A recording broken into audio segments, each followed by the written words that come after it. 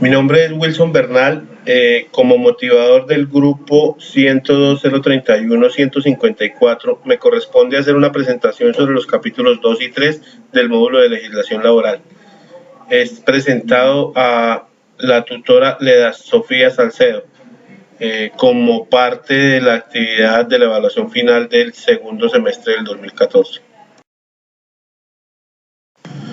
Las obligaciones del empleador son las siguientes: dar al trabajador los instrumentos adecuados y las materias primas necesarias para la realización de sus actividades, prestar a los trabajadores locales apropiados y elementos adecuados de protección contra accidentes y enfermedades profesionales, prestar inmediatamente los primeros auxilios en caso de accidente o de enfermedad, pagar la remuneración pactada en las condiciones, periodos, lugares convenidos, tener respeto a la dignidad personal del trabajador, a sus creencias y sentimientos, conceder al trabajador las licencias necesarias para el ejercicio del sufragio, dar al trabajador cuando lo solicite una certificación en qué consisten el tiempo, la índole de la labor y el salario devengado, pagar al trabajador los gastos razonables de venida y regreso si para prestar su servicio lo hizo cambiar de residencia, cumplir el reglamento y mantener el orden, la moralidad y el respeto de las leyes. El empleador tiene prohibido respetar el salario de los trabajadores. Solamente pueden hacerse las deducciones, retenciones o compensaciones de acuerdo a los artículos del Código Sustantivo del Trabajo. El empleador tiene prohibido obligar al trabajador a que compre mercancías o víveres en los almacenes que el empleador quiera. No puede aceptar dinero del trabajador para que se le admita en el trabajo o por otro motivo que se refiera las condiciones a este. No puede limitar o presionar a los trabajadores en el ejercicio de su derecho de asociación. No puede imponer a los trabajadores obligaciones de carácter político o religioso. Tampoco puede hacer, autorizar o tolerar propaganda política en los sitios de trabajo. No puede hacer o permitir rifas, colectas o suscripciones en los sitios de trabajo. Tampoco tiene permitido adoptar el sistema de lista negra para que no se ocupen otras empresas a los trabajadores que se separan o sean separados del servicio. No puede autorizar cualquier acto que vulnere o restrinja los derechos de los trabajadores o que ofenda su dignidad. Se ha establecido una periodicidad para las obligaciones del empleador. Entonces se dividen así: cada vez que se vincula a un trabajador, afiliaciones a seguridad social integral, llámese pensión, salud, riesgos laborales, caja de compensación, se debe elaborar un contrato de trabajo y firmarlo el trabajador y abrir una hoja de vida donde se va a llevar la historia del mismo. Cada vez que ocurra, informar los accidentes de trabajo, ordenar exámenes médicos según el caso, llevar registros de trabajo extra, suministrar dotación y calzado, conceder licencias de maternidad en términos legales, informar a los empleados sobre los aportes pagados a protección social. Esta última obligación de ser incumplida puede ocasionar sanciones de 5 salarios mínimos al empleador. Mensualmente, el empleador está obligado a aportar a las entidades de seguridad social las cotizaciones sobre los salarios, declarar sobre salarios y pagos al sistema de seguridad social, aportar el 9% de la nómina por conducto de una caja de compensación para cumplir obligaciones con la caja, con el SENA y con el ICBF, retener y consignar en los bancos autorizados las retenciones en la fuente, reportar las novedades de retiros y cambios de salario de los trabajadores a las entidades de seguridad social y a la caja de compensación. Semestralmente, el empleador debe informar al SENA sobre variaciones en la nómina para efectos de definir la cuota de aprendices. Anualmente se deben llevar registros de vacaciones, se debe elaborar el informe general anual, se debe expedir el certificado de ingresos y retenciones de los trabajadores, se deben consignar las cesantías cuando corresponde a esta obligación, contratar aprendices cuando corresponde a esta obligación y pagar intereses sobre las cesantías liquidadas a 31 de diciembre. Obligaciones del trabajador: acatar y cumplir las órdenes e instrucciones que de modo particular le impartan el empleador o sus representantes. No comunicar con terceros salvo la autorización expresa las informaciones que tenga sobre su trabajo, especialmente que sean de naturaleza reservada. Conservar y restituir en buen estado los instrumentos y útiles que le hayan sido facilitados y las materias primas sobrantes. Guardar rigurosamente la moral de las relaciones con sus superiores y compañeros. Decir al empleador las observaciones que estime contundentes o evitarle daños y perjuicios. Prestar la colaboración posible en caso de siniestro o de riesgo inminente que afecten o amenacen a las personas o cosas de la empresa o establecimiento. Observar con suma diligencia y cuidado las instrucciones y órdenes preventivas de accidentes o de enfermedades profesionales. Igualmente, el trabajador también tiene unas prohibiciones. Por ejemplo, sustraer de la fábrica, taller, establecimiento los útiles de trabajo y las materias primas o productos elaborados sin permiso del empleador. Presentarse al trabajo en estado de embriaguez o bajo influencia de narcóticos o drogas enervantes. Conservar armas de cualquier clase en el sitio de trabajo, a excepción de las que con autorización legal puedan llevar los celadores. Faltar al trabajo sin justa causa de impedimento o sin permiso del empleador. Disminuir intencionalmente el ritmo de ejecución del trabajo. Hacer colectas, rifas y suscripciones o cualquier clase de propaganda en los lugares de trabajo. Coartar la libertad para trabajar o no trabajar, o afiliarse o no a un sindicato o permanecer en él o retirarse. Usar los útiles o herramientas suministradas por el empleador en objetos distintos al trabajo contratado. El empleador está obligado a afiliar a los trabajadores al sistema de seguridad social para cubrir los riesgos que puedan afectar la salud o sus ingresos.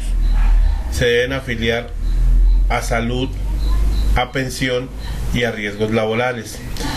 El Fondo de Pensiones y la entidad promotora de salud son de libre escogencia por parte del trabajador, mientras que la administradora de riesgos laborales es de escogencia del empleador, ya que es él quien pone los riesgos y quien es libre de decidir quién va a administrar sus riesgos. Los aportes para salud, pensión y riesgos laborales deben hacerse de manera mensual y el no efectuarlos puede llevar a sanciones económicas al empleador.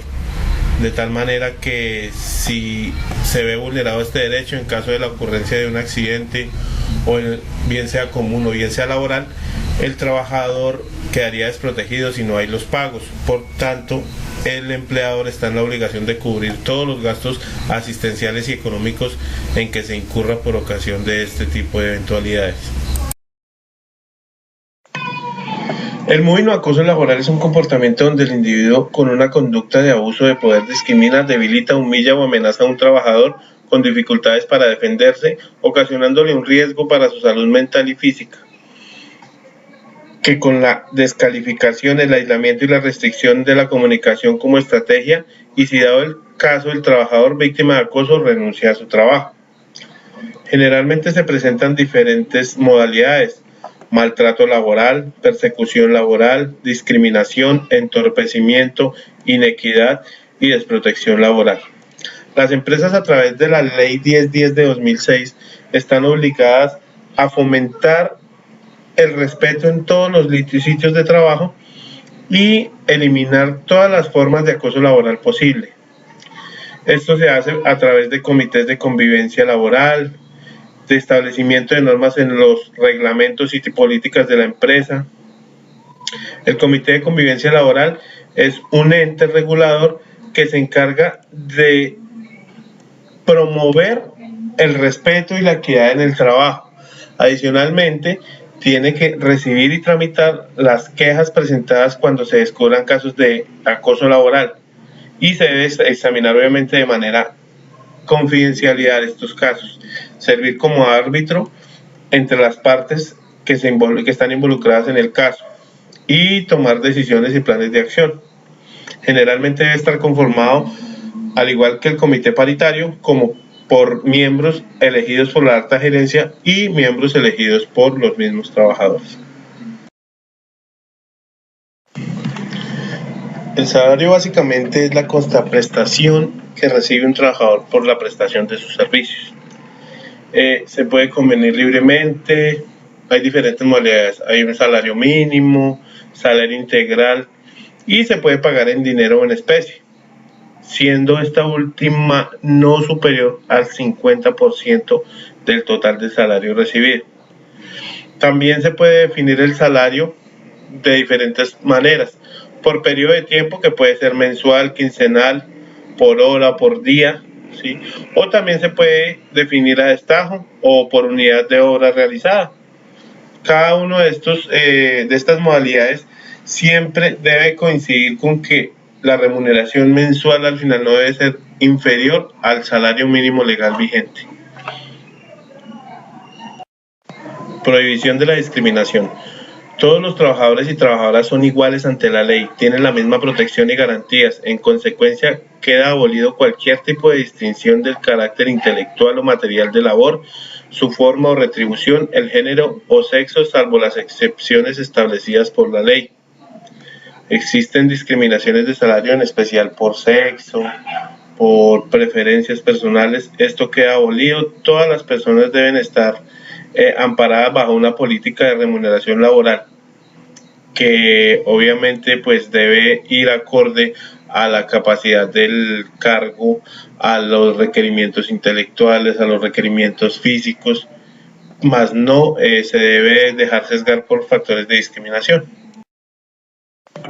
Para controlar y monitorear que no se esté presentando discriminación laboral, el Ministerio de Trabajo estará auditando a las empresas de manera aleatoria, no se va a hacer pues de manera programada, sino que se va a establecer cuál empresa en el momento de manera aleatoria se va a escoger. Esto pues con el fin de asegurar que se estén cumpliendo las políticas salariales sin discriminación, con la política de a trabajo igual, salario igual, lo que implica que a trabajo igual desempeñado en puesto, jornada y condiciones de eficiencia también iguales, debe corresponder el salario igual, comprendido en todos los elementos que refiere el artículo 127 del Código Sustantivo Laboral. Y no puede establecerse diferencias en el salario por razones de edad, género, sexo, nacionalidad, raza, religión, opinión política o actividades sindicales. Todo trato diferenciado de manera salarial o de remuneración se presumirá injustificado hasta tanto el empleador demuestre factores objetivos de diferenciación. Los elementos que constituyen salario no son solamente la remuneración ordinaria o fija o variable, sino todo lo que recibe el trabajador en dinero y en especie como prestación directa del servicio. También son salarios los pagos que tengan esa naturaleza, bien por voluntad del empleador o por haberse pactado así en el contrato de trabajo, el pacto o la convención colectiva o el laudo arbitral. También constituyen salario los pagos por horas extras, las cuales son liquidadas de acuerdo al horario en que se causan, y comisiones en el caso de los vendedores.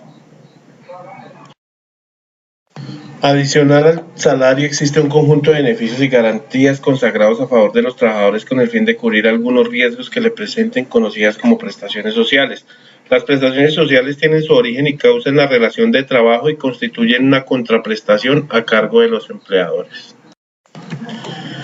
Tenemos que las prestaciones sociales hay unas que están a cargo del empleador, a cargo de las entidades de seguridad social y a cargo de la caja de compensación. Del empleado le corresponde la prima de servicios, calzado y vestido de labor, auxilio de cesantías, descanso remunerado durante la lactancia, vacaciones, auxilio de transporte. A cargo de las entidades de seguridad social se cubren las de enfermedad común, maternidad, enfermedad profesional, accidente de trabajo, pensiones, vejez, invalidez y muerte, prestaciones por muerte, atención inicial de urgencias, atención del recién nacido. Subsidio familiar y subsidio al desempleado están a cargo de la caja de compensación.